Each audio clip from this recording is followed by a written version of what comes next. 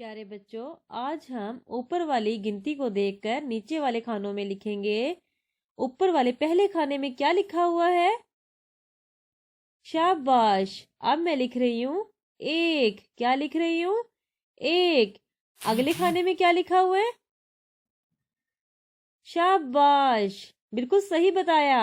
अब मैं लिखूंगी 2। क्या लिखूंगी? 2। उसके बाद तीसरे खाने में क्या है? शाबाश, 3। क्या लिख रही हूँ? 3। 3 के बाद अगले खाने में क्या आएगा? शाबाश। अब मैं लिख रही हूँ 4। क्या लिख रही हूँ? 4। अब मैं लिखूंगी 5। क्या लिखूंगी? 5। फिर बोले 5। क्या लिखा है ये? 5। 5 के बाद क्या आएगा? शाबाश, बिल्कुल सही बताया। अब मैं लिख रही हूँ 6।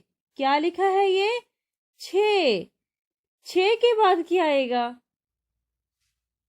7। क्या आएगा? 7। और अब मैं लिख रही हूँ 7।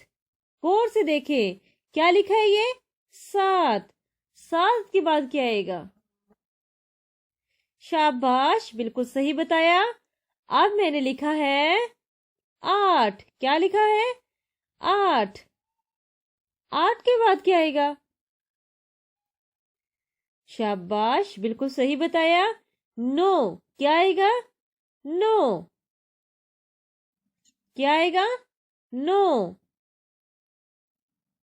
9 के बाद क्या आएगा? 10। क्या आएगा?